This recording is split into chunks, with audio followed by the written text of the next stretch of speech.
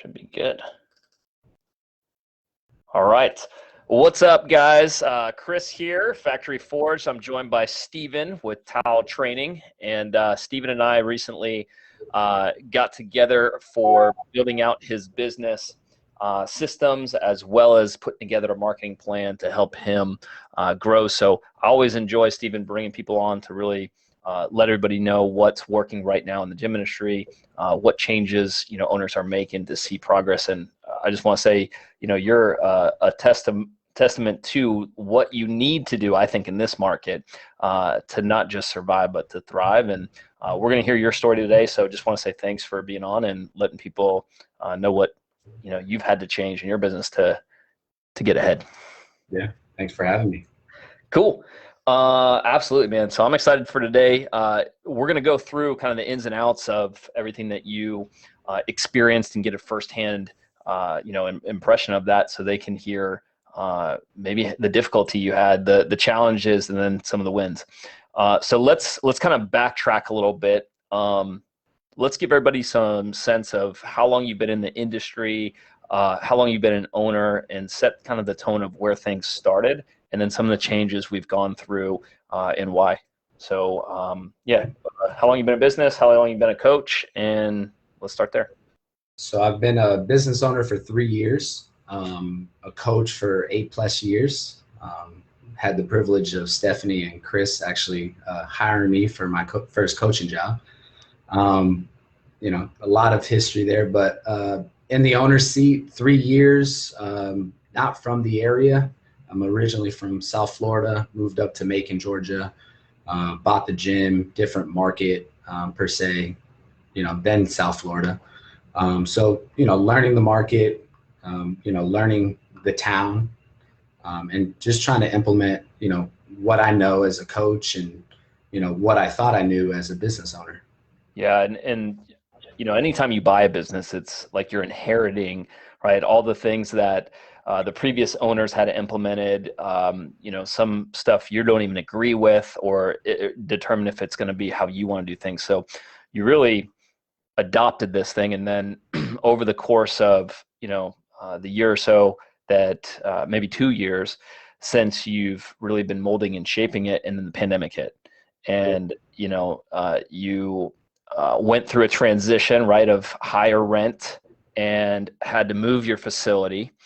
And then I want to get to a place where, why did you reach out for help for me? Like, what were you really thinking in that moment? You're mid-pandemic, almost like coming out of that phase. Like, set the tone of where you're at, like, and what you were thinking as an owner of, when did you know you wanted help and why? Yeah, so, the pandemic hit, rent was just high at the old. I was paying close to $5,000. Yeah. Just the square footage and the building itself. It was a great facility. It was just high for, what I was producing as far as how many clients I had and the money coming in each month. Yeah. At the time we transitioned to a new building, so rent did come down. And we were going into basically this new year in a new facility. I maintained a certain amount of clients on the transition and during COVID, but I just knew it wasn't enough to sustain and keep on growing, what I knew I could do in the business and in this area, in this town. The moment I knew I needed help was when literally I was getting no leads. I kind of was lost within the business as far as, how to track certain clients, how to provide the right service for these paying members and to get them the results that they want. I didn't have an onboarding process. It's just me running the show. So, when people would come in, I'm like, yeah, hop into a class, not knowing anything, no background information on them. And I knew that wasn't correct. I didn't know how to, guide or even structure certain things within the business so then it could all flow together. Yeah, I think, and guys, I want you to be clear. Like, I've known Steven for a long time. And like he said, my wife's gym, he had a chance to get started there. But I've seen him coach, upwards of 50 people. And, when you have that level of experience for the last 8 years, you're going on almost a decade. We're not talking about whether the quality of the experience on the floor is a high level. And that's where, when I first met you, it's like, I know you got that professional level of delivering the service and being able to take care of a client that, you know what to do with a client. Largely what we're talking about is how do we organize the business in a way that's going to provide both the income and the schedule so you don't get burned out. And what I want people to really hear from you is, what did you want out of your business that wasn't being produced? Like when you talk about an end result, when you say, hey, my business is good, I'm comfortable money wise, I got the right schedule. Can you paint that picture of what we were talking about trying to build from that moment? Don't Yeah. leave anything out, right? So it's not about getting by, it's about being successful. The business I wanted to create was something that could sustain itself, right? Where, you know, I'm not here 60 hours a week. I do have coaches on the floor, and the clients are getting what they're paying for. And then in return, I'm living a happier life. I was getting burnt out, especially after my first year of owning it. 60 plus hours in the gym, plus all the, administrative stuff in the back end. My ideal, lifestyle, business style, um, you know, really wants to, be in the gym with the clients on a personal level, but also, running the business to where I could do more back end stuff. I really was getting burnt out. I had no time for anything other than, you know, being here at the gym.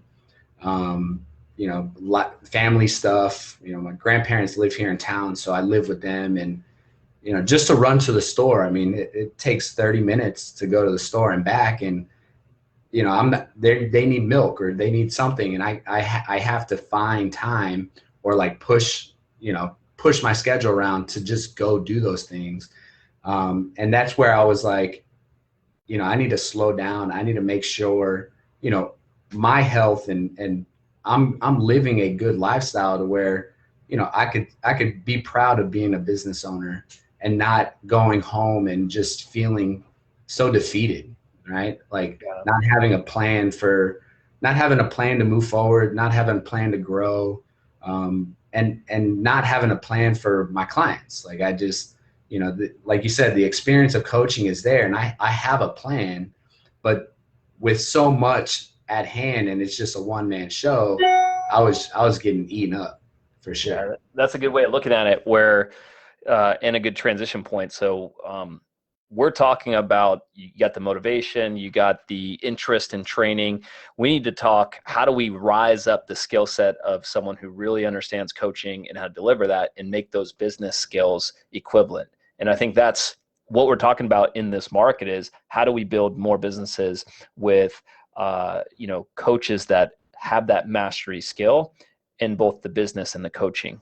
And that's where I'm seeing you level up. And I want to walk through some of the changes you had to make to solve the lead problem, like you said, solve the plan of feeling like I know the direction I'm going into, and I also know the steps that are going to get me there. So let's talk about one of the bigger things. Like when we say marketing plan, you came to me originally saying, hey, I just need to get people in the door, but it ended up being a lot bigger than that, right? We started with the end in mind. We started saying, well, who's the ideal client we're working with? How do we even understand what they're going through so that we can start attracting more of those people? So with that being said, once we've identified who you love to work with, their mindset, what are their issues, we started saying, well, where do we go out and find those people? Talk to me about some of the things that you feel are working really well right now, and then we'll talk about some of the results that were coming in. You mentioned 3 to 5 leads a month originally, and then we'll talk about some of the changes. But what do you think had the biggest impact on getting people in the door and fixing that initial issue? Was it was the conversations I'm having with them and figuring out what they need, and highlighting those. And How did then, you get them to reach out though? Let's start there. um, What are some of the things that you're doing differently, just to get people aware that you didn't really have a lot of these lead sources up? Because this is a fear for a lot of people, right? Like, I don't know what to do, but I'm not doing anything to promote my business in some cases. So open that up a little bit. yeah. Well, I mean, when we first started, I kind of gave you a pause because I had no website. And Right. that was one of the things. I was like, hold up, I need to get a website up. And I mean, you were surprised. I got it up in 2 weeks. And the website brings in leads, and we create, you help create basically a path for people to, communicate and reach out and search for, their needs and wants, in a gym or fitness realm. So that's one, is the website. Facebook ads are running to where, I'm getting, I mean, before I literally had no leads coming in each month. And now I think I'm averaging like 30 leads, 30, 40, 50 leads a month. So, the communication's going out there. Facebook ads are running, word of mouth, client referrals. So all those systems are, set in place. Like you said, it's kind of like a spider web, to where, we have all these branches and stuff like that, and they get caught in it. Yeah. So whether it's the Facebook ads, whether it's websites, referrals, I have those branches now. Can you talk about the difficulty of setting that up? Because at the very basic level, we're saying, hey, you didn't have a website. People couldn't even find you on Google. And then on top of that, it's kind of complex. I mean, even Facebook changed an algorithm and some of the coding recently. Can you talk about, was that difficult to set up? Was it something that you were nervous about doing, and then just kind of in hindsight, like, is it even worth it? Yeah. Website, I never handled any of the IT stuff on the website. I just sent it to my developer and he handled it. I think that was, with the right person, it's going to be smooth and an easy transition. I did have a website before, it just wasn't a good one, and it shut down for some reason. So that's why I had to rebuild it. What made this website a good one versus the old one?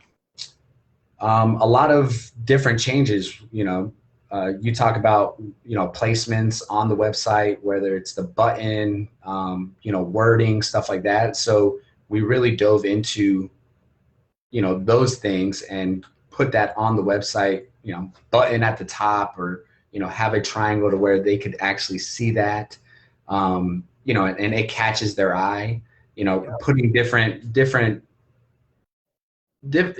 language on the website to where, they might be searching for that, and that's where your website pops up on Google. So that transition wasn't too difficult. The whole Google stuff on the back end, I didn't have control. For some reason, it was still with the old owner. So I did have to contact Google, and go through those steps. That took a little longer than expected, but, at the end, it still worked out. Yeah. And the Facebook ads, I've ran them before, and I was used to a certain way. And, I'm paying you for the service. I hired you, so I'm going to listen, to what you think works best. And, I mean, I could create an ad now in like 30 minutes if I really wanted to, and then launch it that same day and be good. Yeah. So once you get the footsteps into it, it's really not that difficult. It's just trusting the process. And coming from a sports background, I've learned that it's just like, hey, look, like, these people know what they're doing. The coach is going to tell you, hey, try this, and go ahead and try it. It might work, it might not. And it's all trial and error. So same thing with, hiring you, is go for it, try it. And, if it works, it works. Hey, if the ads don't work that month or that week, shut them off, rebuild them, relaunch.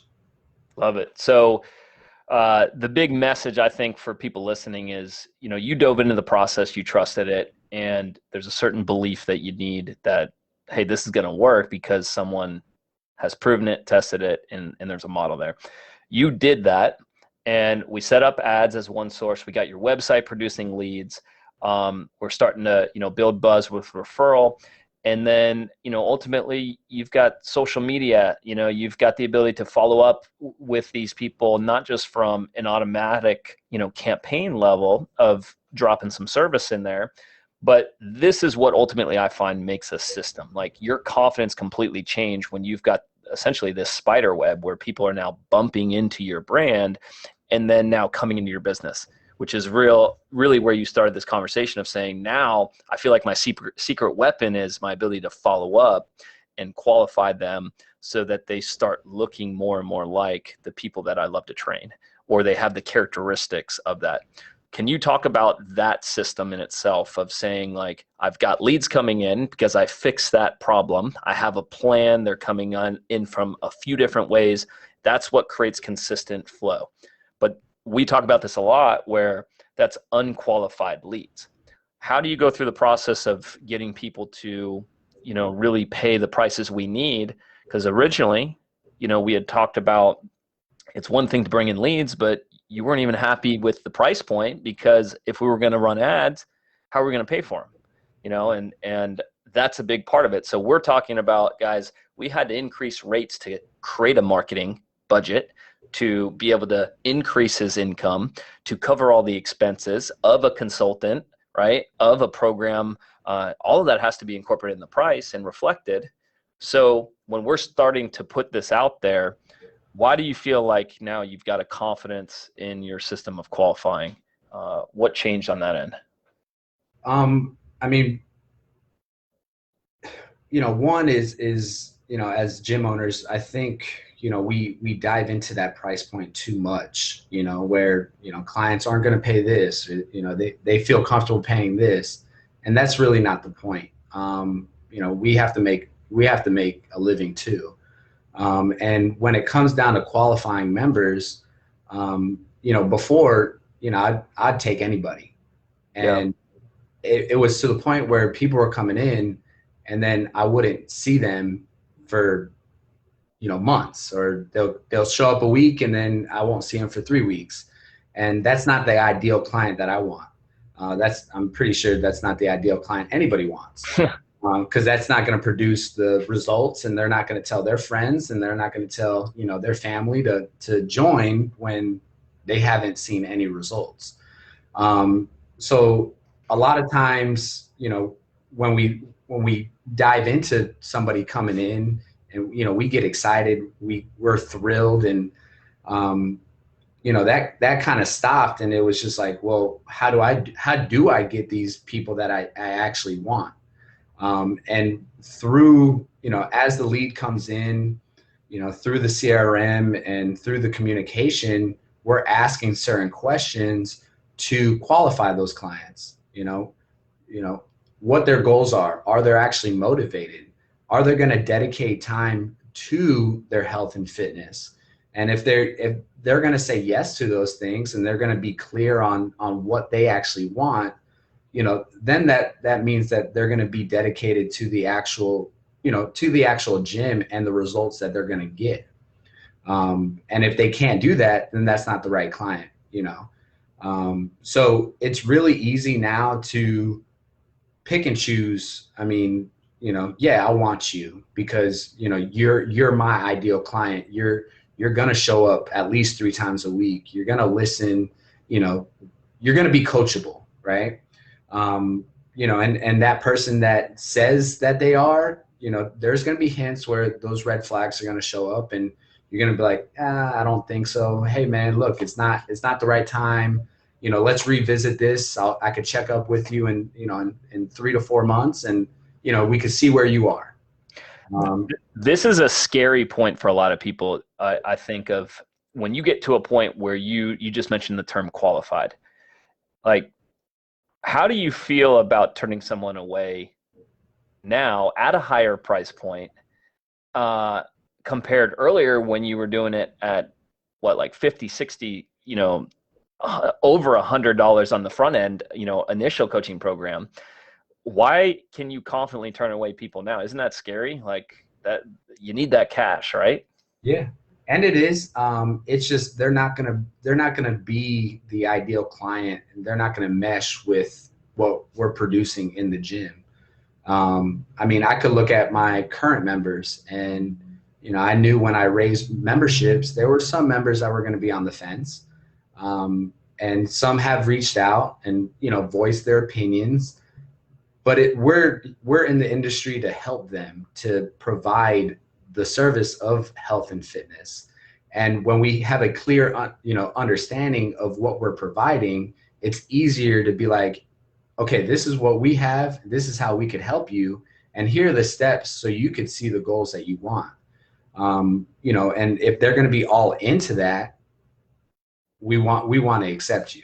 If you're not going to be if you're not going to be into that, and you're going to complain and stuff like that, you're just going to bring the environment down, and, and the camaraderie in the gym is not going to be the place that we're trying to build. I think a lot of owners get nervous about this, where they really want to say, hey, that red flag or that comment doesn't align with someone who will follow through, or who's truly committed. And it's scary to reach that point. But at the same time, I think deep down, a lot of people know that that's the right call. It's just they don't have a consistent flow of leads coming in, or there's not a next person behind them that they can see. So they end up taking anybody, everybody.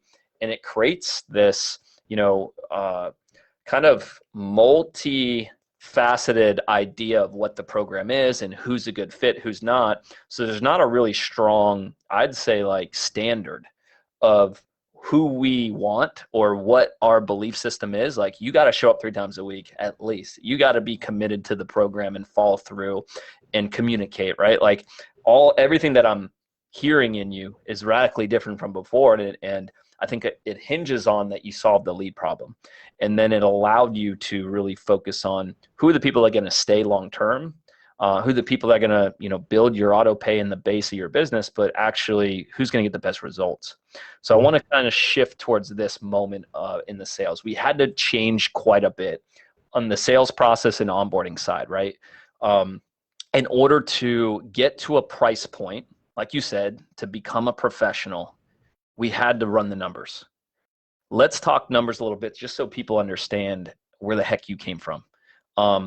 So when we first started on this journey and you inherited your business, and when I met you, let's talk about the price points we were talking about changing just to get up to a level that the business could provide, income, lifestyle, marketing plan. Even you can't run a plan if you don't have a budget to do it, or the experience. So let's talk this, like, where did you start membership wise, revenue wise, and then let's talk what you're doing now.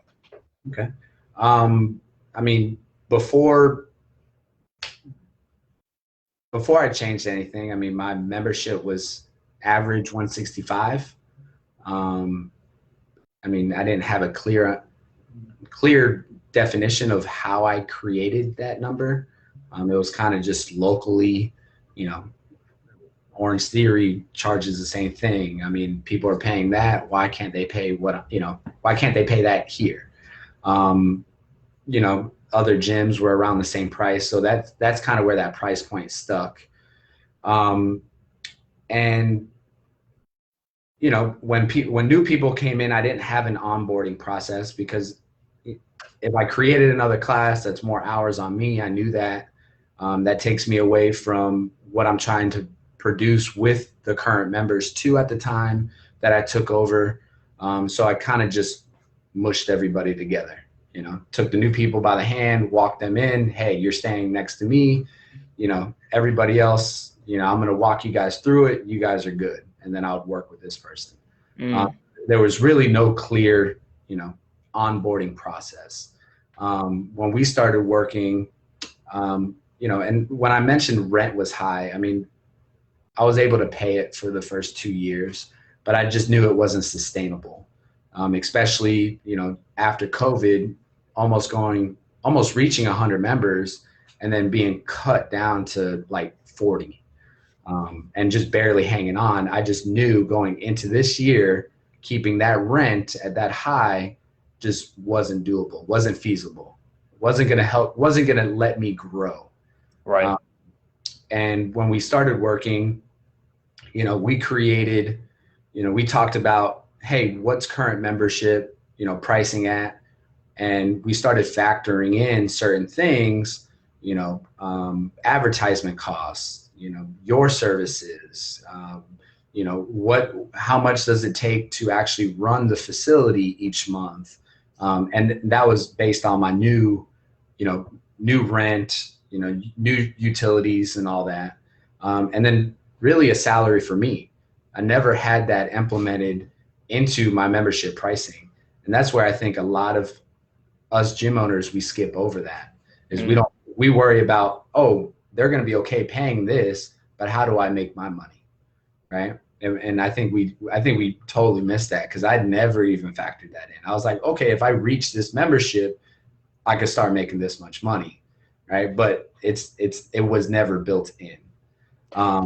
What did that number initially, when we calculated that number, I want to say we went from the 165, and then factoring in the advertising, everything, it was somewhere around $350 that you had to start. Yeah. For new members to come in, it was about I think it was a little low. It was like 310, and I just bumped it to 350.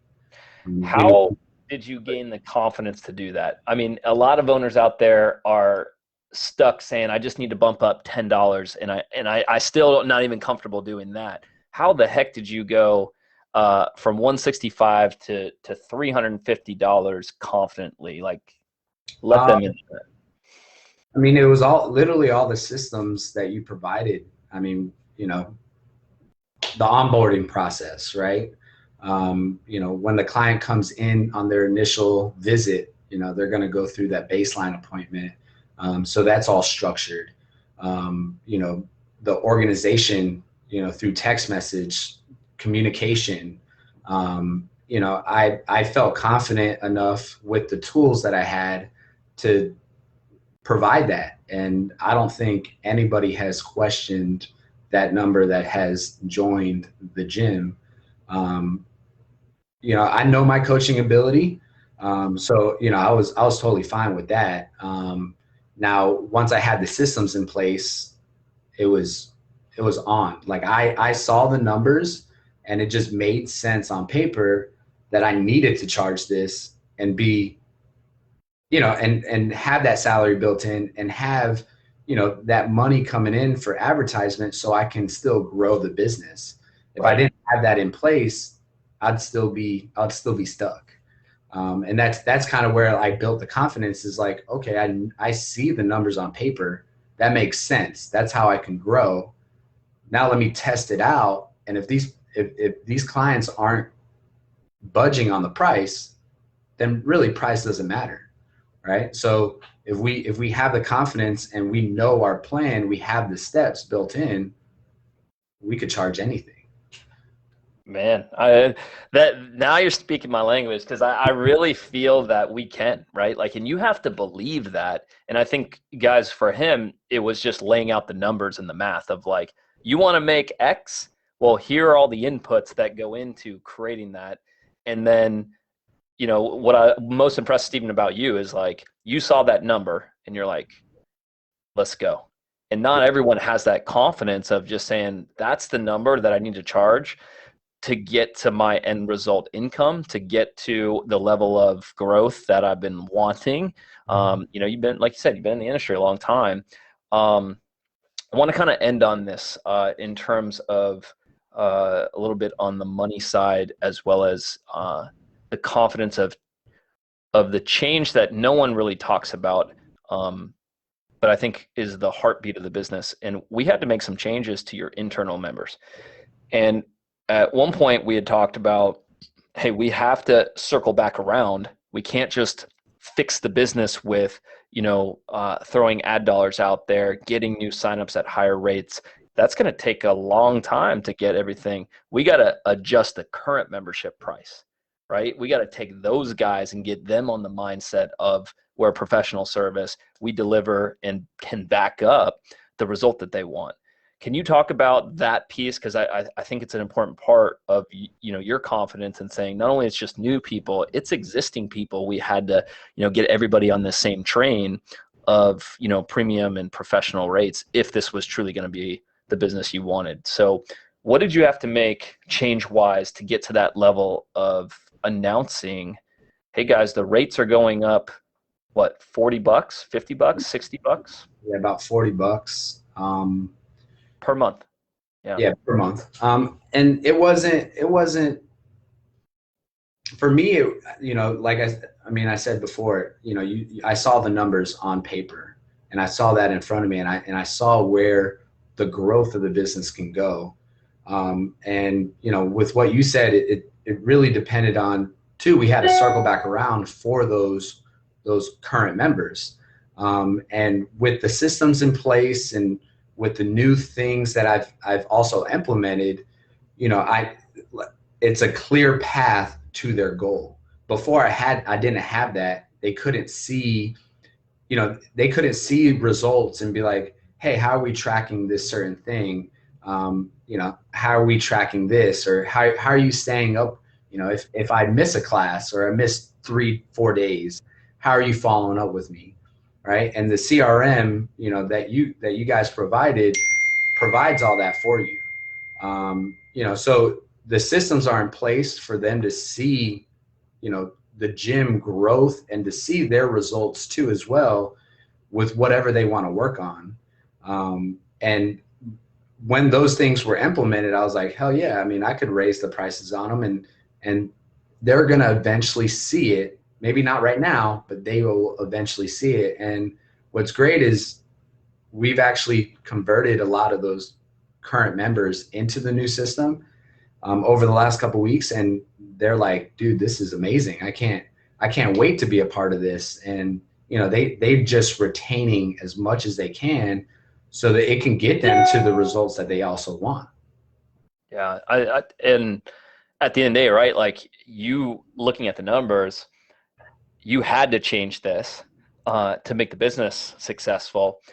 But was there something that you felt like you had to change in the program itself, almost like get their perception to a new level? Because a lot of people, I'll be honest, a lot of owners kind of look at their service and say, oh, it's the class.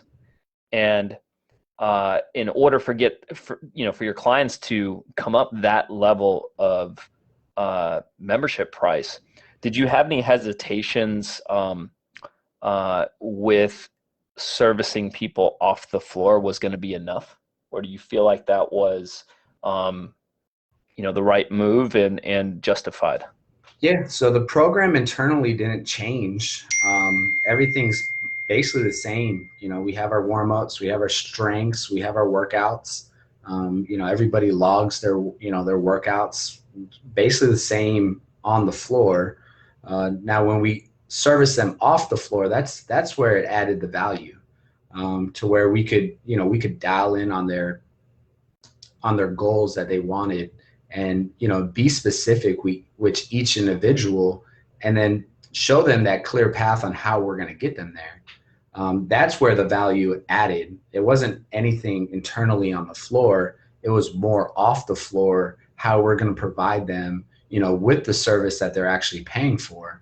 And that's where, a lot of gyms have that disconnect, is they're looking at what they provide on that gym floor, and it's all the same. I mean, you're in Gainesville, I'm in Macon. We work out, but it's the service that we can provide outside these walls that's gonna be life-changing for a lot of our members. Yeah, and I think the biggest thing that we focused on was just simplifying it, clarifying the message, getting the member to see what the real service looks like. And I think that's, guys, how you start standing out and being different from your competitors, is just they get it faster, and they don't have to dig for information. They don't have to, sift through stuff to figure out what you do or what they're gonna, be provided with. It's about keeping it simple, keeping it focused on that person. And I just want to wrap up, Stephen, and just get a sense of, what's possible, say, in the 90 days. So, when we first started working together, it took about, say, 3 to 4 weeks to get the whole framework and system up and running. And then leads started coming online. Conversations and qualifying started to happen. It wasn't perfect, right? Like you had to learn the skill set, you had to build it. We spent a lot of time, talking about what to say, how to say it. And then magic started to happen, right? People started saying yes to this $350 membership. And then as people go through your program, they're now $40 above. I mean, that puts you at what, $205 for your core membership? Yep, 210. 210. Okay. So fast forward, we're about $3,000 more per month in auto pay. We just set some goals up for the next quarter. It's got you making close to $5,000 to $6,000 in personal income. Your auto pay is going to continue to grow at about $1,000 to $1,500 per month as you keep running the play. Do you feel like the business got simpler or more complicated to grow that to that level? Where's your head at on that as we leave them with? Yeah, it definitely got simpler. I think I sent you a text. I'm able to sleep better at night. I'm not panicking. Hey, where's that next lead coming from? How am I going to pay this bill? So it definitely got a lot simpler. Life outside these walls. I mean, I'm the gym owner. I live this stuff. I breathe this stuff every day, even on the weekends, but I'm still able to now enjoy my weekends and not be like, oh, hey, girlfriend, I got to come back. I got to take this call at dinner. Like, nah, like there's none of that anymore. And it makes life a lot easier where the systems are set in place. I could answer a text message, when I get back to it on the weekends, and it's not, nobody's calling my personal cell phone number anymore. 10 o'clock at night, yo, why is the WOD not up? Or, hey, we got burpees again. I'm like, no, none of that. So it just, the systems are in place so I can live a better life, a better lifestyle. And, I can continue to enjoy the things I'm doing and not get burnt out. And it was to the fact where I was running on fumes. I knew I couldn't do it any longer. I just hit 30 and I'm a go-getter. I mean, I told you, right when I started, I was like, hey, is there a pace on this course, or can I just dive right in? And I mean, I got the systems up and going in 3 weeks. And then from there, it was just like, okay, boom, there's a lead. And like you said, they're not perfect, and we're still working on, how to make them perfect. But that's the whole thing of learning and the process and the growth. I mean, there's always, as you grow as a business, there's always going to be more problems, and those things are going to come because you are growing, and you just have to figure out what other systems you need to put in place to make everything a little easier. Yeah. So let's end with this. You've been doing this a long time. You got a lot of experience. This is your opportunity to give guys out there like you who, as a movement, we talk about trying to raise our industry of professionals. You've done the lead gen company. You've offered, challenges and different, marketing tactics. What the heck made this different for you, that you're getting lifestyle benefits, you're getting your operations to run smoother and simpler, and you're getting the money side coming in? Like, what makes this unique or, working for you that maybe someone else wants? Yeah. I'm definitely charging my value. And that value might change in a year. But I'm charging my value now. And, with seeing it on paper, it definitely helps. Don't be afraid to, offer what you guys are worth, and, and go with your gut. I mean, it's nothing, it is scary at first. I mean, I gave you my last couple bucks in my savings account, and I was like, oh crap. Well, hopefully this works. If not, the business goes under, and, 4 or 5 months later, here I am still rolling with the punches. So, if you need help, go for it, reach for it, ask. Don't be afraid to take that next step. And, I think especially, gym owners, most gym owners being males too, we have that, oh, we have this stigma, right? We're men. We gotta hold this, this hierarchy, and we don't want to fail, right? And even if we do fail, there's going to be somebody that has achieved, a higher success that could lend a hand. And that's kind of where I was like, okay, I could use some help, and I could reach out, and I reached out to, to you, Chris, and you're that person to coach me and guide me and bring success to my business. Love that, man. Well, I appreciate it. I love working with you, man. You get the right mindset. Thank you guys for listening and hearing him, and appreciate you just sharing all the numbers and the transparency. That's not easy to do. And guys, remember what we're doing here.